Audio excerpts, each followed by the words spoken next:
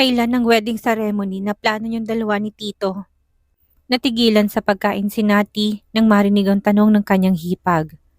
Next week, aakit na nga kami ng Baguio bukas upang asikasuhin ang ibang kailangan. Pamper day nilang dalawa yun ni Krisa. Kung kaya nasa mall silang dalawa. Nagtungo sila sa salon at nakapag-shopping na rin ng ibang mga kailangan nila at nagustuhang bilihin. Wala silang mga batang kasama. Silang dalawa lang talaga kung kaya naman malaya sila. Natili sina Nati sa villa ng kanilang ginawa ng tahanang mag-asawa. Si Gaston naman ay patuloy ang trabaho ngunit siya nang nagsasakripisyo sa biyahe gamit lang ang chopper. Ah, talaga? Hindi ko pa yun alam ah. Hindi sa'yo sinabi ni Kuya Nick? Hindi, pero hayaan mo na't baka nakalimutan lang ng aking asawa. Alam mo na, tumatanda ng Kuya Nick mo. At marami ring iniisip. Tawa pa ni Krisa na naiilang lang. Naudlot ng kanilang usapan nang dumating na si Rita na hinihintay nila. Tinawagan ito ni Krisa na hindi naman tinanong pa ni Nati. Ayos lang naman sa kanya yon. Isiniwalat ni Krisa sa kaibigan na buntis siya. Napaawang ng bibig ni Nati. Buntis na kaagad ang hipag niya? Sa bagay, malaki na rin naman si Skyler. Sa mga problemang nangyari, sa hindi na niya napagtuunan ng pansin ng pangalawang pamangkin. Idagdag pa na sobrang saya niya. Nahuli siya sa balita. Napahagod na si Krisa sa kanyang tiyan. Kumikinang ang mata. Ikaw, Nati, kailan niyo plano ni Tito? Natawa si Nati na pabirong inirapan ng hipag. Marahil ay dahil sa sobrang focus niya sa kanyang pamilya, hindi niya namalayang buntis na ang hipag. Bigla siyang nainggit dito. Naunahan na naman kita. Sabi ko sa'yo, gumawa na kayo eh. Malakas sa tumawa si Rita na bahagyang kinurot ang braso ni Krisa. Huy, ang sabihin mong babae ka ay ang sipag niyong dalawa ni Attorney Bentacourt. Mayabang na humalakak pa si Krisang hinawakan ng kanyang tiyan. Isa ka pa, ingit ka rin no? Sus, kung hindi lang busy ang asawa ko sa business trips palagi, baka marami na rin kami. Sumama ka kasi, baka mamaya sa iba yung nagdedeposito. Sige ka Rita. Tukso pa ni Krisa na muli pang nilakasan ng kanyang pagtawa na halatang aliw na aliw sa kaibigan. Pinunasan na ni Rita ang bibig ng tissue at hindi na pinatulan ang pangaasar ni Krisa. May kinuha siyang velvet box sa loob ng kanyang bag at tinulak na yon sa harap ni Nati. Mauna na ako magbigay sa'yo ng wedding gift. Pinabili ko pa yan kay Ramir tapos pinaship. Huwag kang mag-alala, hindi yan sa akin. Sinadya ko talaga na pang regalo. Nahihiyaman itinanggap yun ni Nati at walang pasabi na kanyang binuksan. Pearl necklace yon na may pink diamond. Sa kanyang paningin ay mamahalin yon dahil halata naman sa pagkakagawa. Napatingin na siya kay Rita. Pinatulis niya ng kanyang bibig. Parang hindi ko tumatatanggap. Hinawakan naman ni Rita ang kanyang dalawang kamay. Hindi man sila talaga magkaibigan, ngunit nang makita niya kung paano niya itrato si Krisa. Bilang parte ng kanilang pamilya, napalagay na rin ang kanyang kalooban kay Nati. Doon nagsimulang pagkakaibigan nila. Kunin mo na. Huwag ka nang mahiya. Para na rin kitang kapatid. Gaya ng trato sa'yo ni Krisa. Kahit na ahead ka sa amin ng 1 taon. Naku, magtatampo ako kapag tatanggihan mo. Isa pa, hindi yan fake. Tunay na pearl yan at pink diamond kung yun ang inaalala mo. Napangiwi na si Nati. Hindi naman yun ang kanyang iniisip. Nahihiyalan talaga siya. Kunin mo na Nati, marami yang pera si Rita. May nakuha na yung dividends sa music center sa loob ng 1 taon. Huwag mong palampasin at baka magbago pang isip niyan. Sulsul ni Krisa na tinawa na lang naman ni Rita. Sabay hawak sa kamay na kaibigan. Kanino pa ba naman ako magmamana? Siyempre, sa'yo Krisa. Tinanggap yun ni Nati, doon na nag-dinner ang 3 babae. Sinundo ni Nick ang asawa.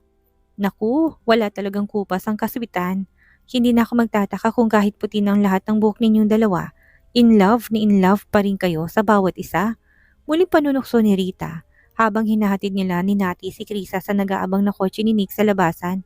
Nakangisi lang si Nick ng malaki habang pinagbubuksan ng pintuan ang asawa niya. Malamang kapag naghanap pa naman niya ng iba, siya nang malulugit hindi naman ako. Pato ni Krisa na ikinahagikik lang ni Nati at Rita na pinagmamasdan ang dalawa. Sasabi ka sa amin Nati, gusto mo ihatid kita sa mansyon ninyo? May dala akong sasakyan papunta dito Kuya Nick. Tumango lang si Nick at tinarap na si Rita upang magpaalam na rin sa kanya. Matapos noon ay umalis ng sasakyan. Naiwan ng dalawang babae na nakatayo sa entrance nito. Siya, hindi na rin ako magtatagal, Nati. Huwag kang mag-alala, pupunta kami ng kasal ninyo. Pinapabakante ko kay Ramir ang schedule niya para naman pareho kami makapunta. Sige Rita, salamat sa early gift mo ha. Tumango lang sa Rita at kapag dakay niyakap na siya ng bago, itutuluyang umalis. Akmang pasakay na si Nati ng kanyang sasakyan nang magulantang siya sa vibration ng cellphone. Oh, maagang natapos ang meeting mo? Sagot niya sa tawag ng asawa na sumakay na. Ilang beses na hiniling ni Nati na sa villa na lang muna sina Doña Josefina.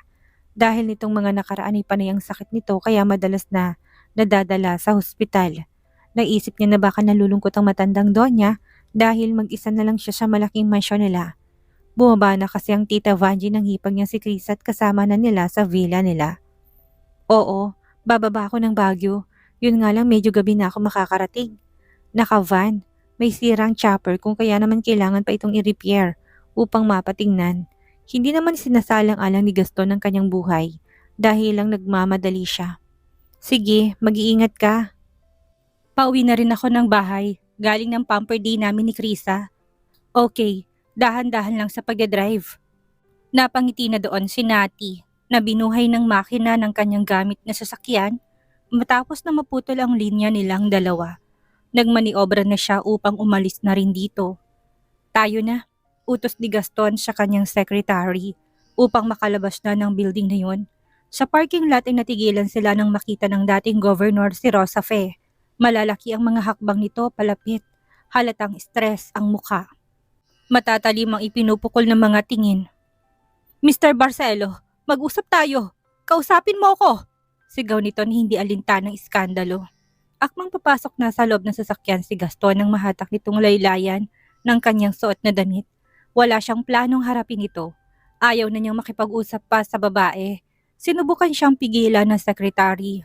Ngunit ang lakas nito na hindi nasahan ng muntik na mapatumba sa sekretary ni Gaston. Naglapitan ng mga bodyguard ng dating governor na walang hirap na hinila palayo ang babae at maras ng binitawan. Ano pang kailangan nating pag-usapan? Wala na. Hayaan mo na ang anak mo. Hindi nakapagtimpi ay harap na ni Gaston sa kanya upang ipaintindi ang mga nangyayari. Ayaw mo nun, mapapabuti ang kalagayan niya sa parents ng kanyang ama. Isa pa, hindi mo naman talaga siya mahal. Sinong matinong inang magbubuhos ng malamig na tubig sa buong katawan ng sarili niyang anak sa gitna ng napakalamig na klima? Hindi ba? Kaya nga siya nagkasakit noon at ng ospital ay nang dahil sinadya mo't may iba kang pinaplano na. Namutla na si Rosa Fe. Akala niya sa court lang yun, pero mukhang sinabi ng abogado nitong asawa ng apo ang buong pangyayari kung kaya mabilis na napag-grant ang custody sa mga magulang ni June ay nang dahil sa hindi nito magandang trato sa kanyang anak. Pinatunayan niyo ng maraming ebidensya. Kaya naman hindi na nakapalag na dito si Rosa Fe. Sa ginawa mong yun, tinanggalan mo ng karapatan na maging ina ka ng anak mo. Hindi mo mahal ang anak mo. Gusto mo lang siyang makuha dahil sa pansariling kapakanan mo. Baka sa mukha ni Rosa Fe na hindi matanggap ang ginawa ng dating governor sa kanya. Mr. Barcelo, gusto mo na ba talaga akong mamatay? Nawala na nga sa akin si June nang dahil sa kagagawan mo. Tapos nakialam ka pa pagdating sa bunga ng pagmamahalan namin. Kung mahal mong anak mo at may konsensya ka pang natitira, hahayaan mo na lang ang bata sa bagong environment. Hayaan mo siyang mamuhay ng payapa at walang problema. Pagkasabi nun ni Gaston ay lumula na siya sa kanyang sasakyan. Mr. Barcelo, anak ko yon, sariling dugo at laman. Muling sugod ni Rosa Fe na halatang ayaw magpatalo kahit nakinatigan na ng korte ang mga magulang ng ama ng kanyang anak. Iniluwal mo lang siya, pero kailanman hindi ka papasang ina ng bata. Paharurot na umalis ang sasakyan ni Gaston. Naiwan ang usok sa harapan ni Rosa Fe na nanatiling nakatayo lang doon na parang estatwa habang nakatingin sa papalayong kotse. Pinili niya na maging ganun kaysa mamuhay ng tahimik kasamang kanyang anak. Masyado siyang naghahangad ng karangyaan kahit na alam niya na hindi kanya makukuha. Komento ng kanyang sekretary ng ilang minuto na makalayo na sila kung nasaan pa ito. Halos ating gabi na nang sapitin ni Gaston ng kanilang villa. Buhay pa ang mga ilaw doon, ngunit halatang ang mga maid ay nasa kanila ng mga silid. Hinubad ni Gaston ang suot niyang coat at nilagay yon sa sofa. Wala nang ingay ang ibabang bahagi ng villa. Malamang ay nasa kanila ng silid ang kanyang anak at asawa Umakyat na siya ng ikalawang palapag na puno ng pag-iingat ang mga yapak na makaistorbo. Una niyang pinuntahan ang silid ng anak. Sinasanay na nila itong matulog sa kanyang sarili. Tutal, hindi naman na ito bata. Minsan lang kapag nagre-request siya na matulog sa tabi nila Nati. Doon pa lang nila ito pinagbibigyan. Isa pa, may kasama naman tong maid kung kaya naman kampante rin sila. Hi Brixton. Hinalikan niya ang noo ng anak na himbing pa rin ng tulog. Nilagay niyang isang kamay niya sa kanyang bibig nang makita niyang umahon sa pagkakahiga ang maid na kasama ng anak. Hindi malang noon nagising ang anak na halatang napagod siya maghapon dahil sa munti nitong mga hilik. Inayos niya na ang comforter nito at kapag dakay iniwanan na rin. Good night. Sambit pa ng dating governor bago tuluyang umalis doon. Sa mga sandaling yon, nigising pa si Nati. Kakalabas lang niya ng banyo kung kaya naman hindi niya namalaya na dumating ng asawa. Namilog ang kanyang mga mata nang bumukas ang pintuan ng silid at niliwano ng kanyang asawa. Nagmamadali ang mga paa niyang tumakbo palapit kay Gaston upang salubungin lang ito ng mahigpit na yakap. Nandito ka na? Dumampi agad ang labi ni Gaston sa bibig ni Nati, tinangat ng katawan nito sa sahig matapos na bitawan ng handle ng kanyang maleta. Makikita sa mukha nilang dalawa ng pananabik at excited na akala mo naman ay taon nang lumipas na hindi siya nakikita. Yumakap na agad ang dalawang binti ni Nati sa bewang ni Gaston na halos mapunit ang ngiti, lalo na nang sinimulan ni Nati na tanggalin ang botones ng suot niyang polo habang kagat ang kanyang labi. Nakatigil naman ang mga mata ni Gaston sa mukha ng asawa niya. Kailangan nating humabol. Buntisan naman si Krisa. Tapos ako hindi pa. Humagalpak ng tawa si Gaston na yakap pa rin ang likod ng asawa at nagsimula ng mabagal na humakbang patungo ng kanilang kama. Alam niya ang ibig sabihin nito. Huwag mong idadahilan sa akin na pagod ka. Angat pa ni Nati ng mga mata sa asawa na nanatiling tahimik at hinahayaan lang siya sa kanyang ginagawa. Gusto ko ng baby girl. Sa halip na sumagot ay inabot na lang ni Gaston ang labi ni Nati at marahan na yung hinalikan. Sa sobrang gaan ng halik na kanyang ibinibigay ay napapaungol na kaagad doon ng asawa niyang si Nati. Magkatulong nilang hinubad ang suot nilang saplot sa katawan nila. Kumusta ang shopping niyo ni Krisa? Napakurap na noon si Nati dahil habang nasa ibabaw niyang asawa at nakatarak ang sandata nito, yun ang tinanong niya sa kanya. Hindi niya naman to binira, sinagot ng maayos din. Ayos lang, kasama namin si Rita. Good. Pinagapang ni Gaston ang kanyang malambot na labi sa leeg ni Nati. Kaagapin ng malambot niyang hininga. Wala namang naging ibang sukli doon ng asawa kundi ang mapaungol matapos na ipikit ang mga mata niya. Sarap na sa ginagawa ng asawa. Tuluyan pa silang tinangay ng init ng pananabik at walang katumbas na ligaya. Sa bandang dako pa doon. Pagod man si Gaston sa business trips, hindi niya yun ipinaramdam sa asawa. Pinagbigyan niya ng ilang beses na ungot ni Nati na halatado ng pakay niya. Sa loob lahat at gusto ko ring mabuntis. Bulong niya sa tenga ni Gaston na nadulot na kaagad ng kakaibang kiliti sa lalaki na mas lalo pang pinagiging paglabas at pasok niya. Huwag kang mag-alala baby, tutuparin kong hiling mo. Sa loob ko lahat ilalagay ang lahat ng naipon ko sa loob ng ilang linggo. Pilyo nitong tugon na mas binilisan ng galaw. Sabay silang napahiyaw ng kapwa marating ang rurok ng sukdulan. Hingal na bumagsak si Gaston sa kanyang ibabaw. Niyakap naman siya ng mahigpit ni Nati na halatang ayaw pang umalis doon ang asawa tanggalin ng sarili dahil sa kanyang plano na mabuntis na rin gaya ng hipag niya. Sana sinama mo na dito si mama pagbaba mo ngayon. Inalis na muna ni Gaston ang kanyang katawan sa ibabaw ng asawa at gumulong sa kanyang tabi upang umayos ng higa. Lumapit naman si Nati sa katawan niya upang yumakap at pakinggan kung anong isasagot nito sa tanong niya. Hindi sanay si mama sa klima dito sa ibaba. Ilang beses ko na siyang sinabihan noon. Nandun ako. Gusto niya ang buhay sa Baguio. Mahal ka niya at si Brixton. Ayain mo kaya siya. Subukan mo. Nanatiling tahimik si Nati. Sige, kapag tumawag ako, sasabihin ko sa kanya kung pwede na muna siya dito. Pwede rin naman doon na tayo tumira after ng wedding ceremony. Yun ay kung okay lang naman sa'yo. Kung ayaw mo naman at dito mo pa rin gustong tumira, hindi naman din kita pipilitin. Oo naman, gusto ko manirahan sa Baguio. Pangarap ko rin yon dati pa. Isa pang sinaalang-alang ni Nati ay ang ginagawang travel time ng asawa araw-araw. Hindi naman ito mahirap pero madalas na nag-aalala siya dahil panghihimpapawid na sasakyan ng gamit. Hindi sa pinapanalangin niya na may mangyaring masama. Ngunit what if? What if lang?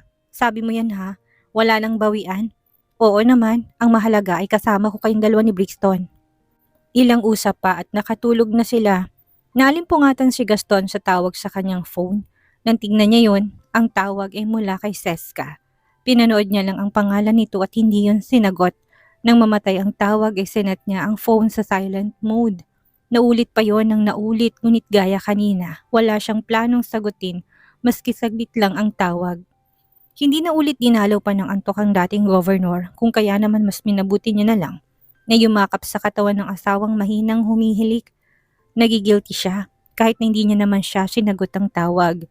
Pakiramdam niya ay nagtaksil siya sa kanyang asawa doon.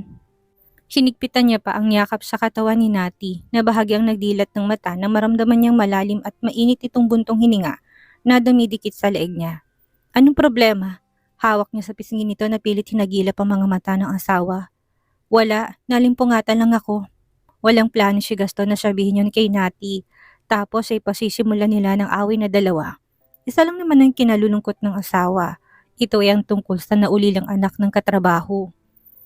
Siya, hindi na nagawa pang dugtungan yun ni Nati nang biglang takpan ng daliri ng asawang bibig niya upang pigilan siya nitong magsalita. Alam niya kung sinong tutukuyin nito sa salita niya. Matulog na tayo, hindi mo kailangan banggitin ang pangalan niya. Hindi na gumalaw si Nati. Minsan kasi nang pinag-usapan nilang tungkol doon, nalungkot siya.